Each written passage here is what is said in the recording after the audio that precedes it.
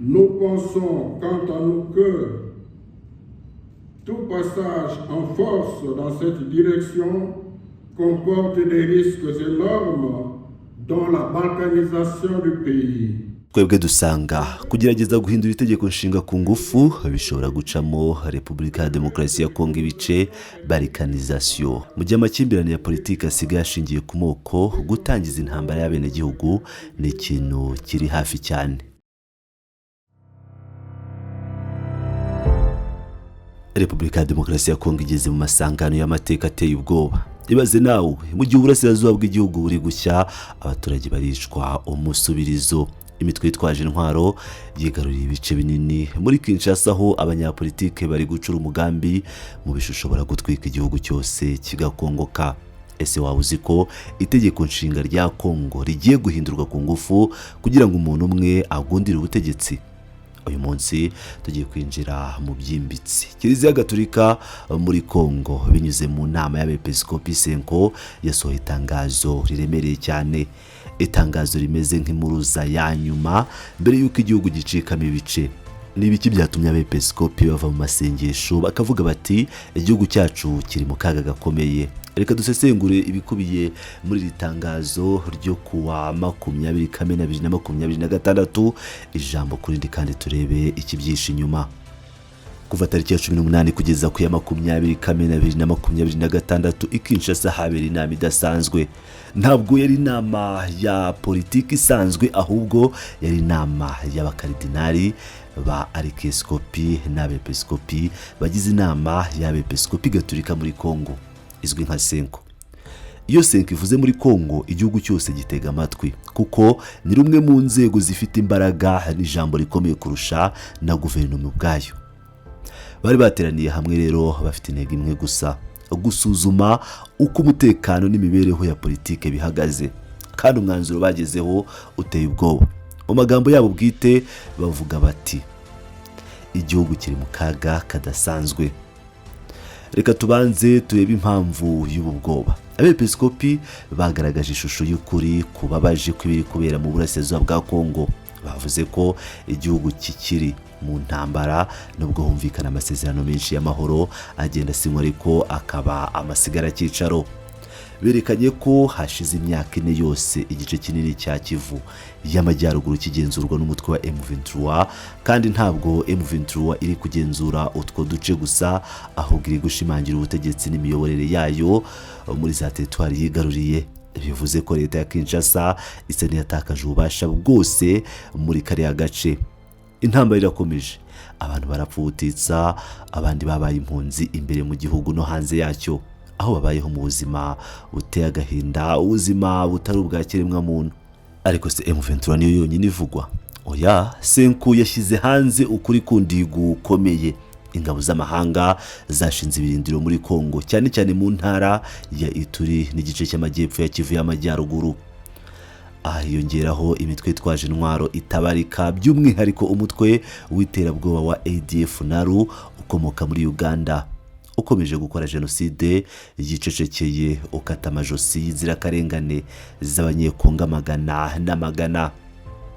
Nk'aho ibyo bidahagije, abepiskopi bibukije ko mu burasirazuba hiyongereyeho icyorezo cya Ebola. Iki cyorezo kiri guhitana abantu, kandi Senko iraburira ko nihatagira igikorwa, no kuvuga nihatagira uburyo iyi Ebola ihagarikwa hakiri kare, iki cyorezo gishobora kurimbura abantu benshi cyane.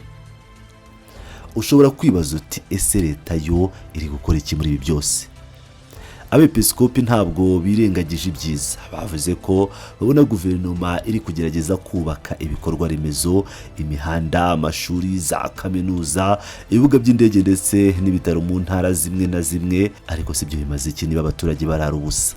Senko yibukije guverinoma ko nubwo ibyo bikorwa remezo byubakwa ku rwego rw'ubukungu, abaturage nyamwinshi ba Kongo baracyahera mu bukene bukabije. Imishinga minini ya leta nk'uwo kuvuza abantu bose, uwo twakwita nka mutuelle de santé hano mu gihugu cy'u Rwanda, cyangwa se wa mushinga wo guteza imbere za teritwari 145, yewe n'imishinga yagombaga gucishwa muri Kiliziya Gatolika yose irarwaye, iraremba, ntiri gutanga umusaruro wari witezwe. ariko rero ibyo byose twavuze ruguru, inzara, intambara, indwara, sibyo byatumye Senko ihamagara inama idasanzwe. Oya, hari ikindi kintu giteye ubwoba kurusha ibyo byose, ni umugambi wo guhirika itegeko nshinga. Abepiskopi bavuze ko mu gihe abaturage bari gupfa, bari kubona ikintu giteye impungenge zikomeye. Hari ubukangurambaga bukomeye buri gukorwa n'ishyaka riri ku butegetsi bagamije guhindura itegeko nshinga ryo kuwa 18 Gashyantare 2006. Kuki biteye ubwoba? Senko ivuga ko ubu bukangurambaga buri gukoresha umutungo n'imbaraga za leta, ariko buteye ubwoba kuko buri gukorwa mu buryo bwa gitugu, no kuvuga buryo bw'igitugu. Muri Kongo ubu uvuguruje uyu mugambi, yaba mu ishyaka riri ku butegetsi cyangwa uri mu batavuga rumwe naryo, aterwa ubwoba, agacecekeshwa kugira ngo aticwa cyangwa agafungwa. Abepiskopi banashyize mu majwi ikintu giteye inkeke. Imyigaragambyo y'abatavuga rumwe n'ubutegetsi iri gukubitwa inshuro n'igipolisi cya leta gihagaze ku ruhande rumwe n'umutwe w'insoresore w'ishyaka riri ku butegetsi.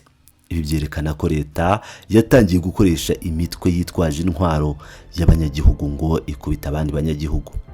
Kugira ngo mwumve neza uburemere bw'iki kibazo, reka nsobanure gato itegeko nshinga rya 2006 icyo rivuze kuri Kongo.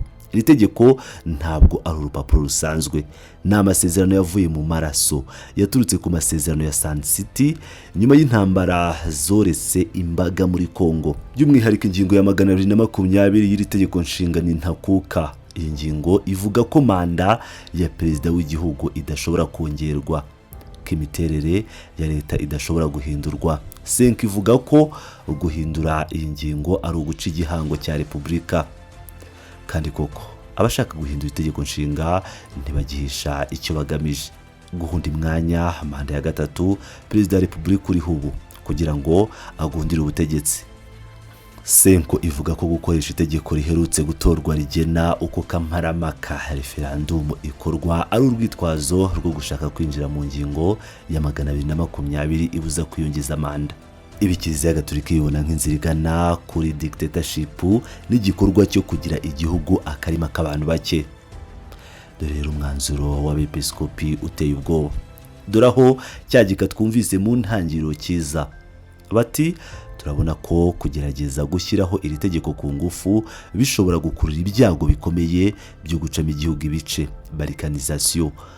Mu gihe politiki ya Kongo isigaye ishingiye ku moko n'uturere, gushotora iyi ntambara y'abene gihugu no kuvuga guerre civile ni ikintu gishoboka cyane.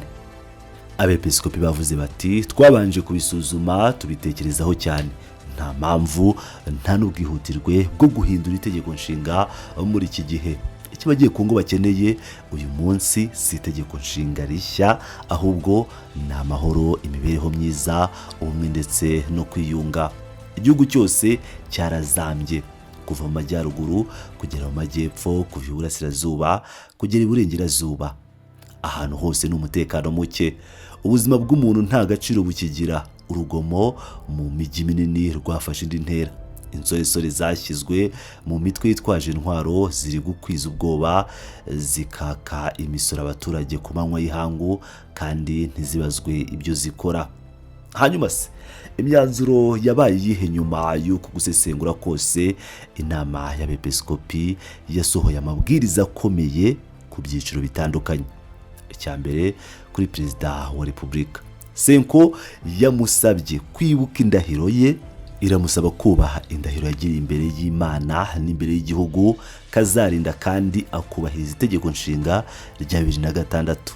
Abepiskopi babubwiye bati nukora ibinyuranye n'ibi amateka azakubaza kandi uzabyirengera ku giti cyawe. Iri ni ijambo rikomeye cyane kubwirwa umukuru w'igihugu. Icya kabiri kubihaye Imana n'abapasteri, basabwe gukwirakwiza ubu butumwa hose. Basabwe gukangura imitima y'abakristo kugira ngo birinde manipulation cyangwa kuyobywa bigamije guhindura itegeko nshinga. Senko yavuze ko izagaruka vuba ikabwira abaturage ibikorwa bifatika bagomba gukora ngo barwanye uyu mugambi.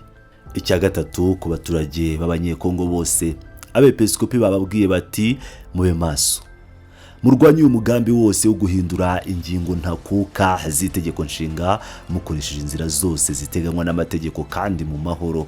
Bati igihugu kimeze nabi cyane, duhaguruke twemye, imitwe yacu yari yunamye, tugomba kwifatira ejo hazaza hacu mu maboko.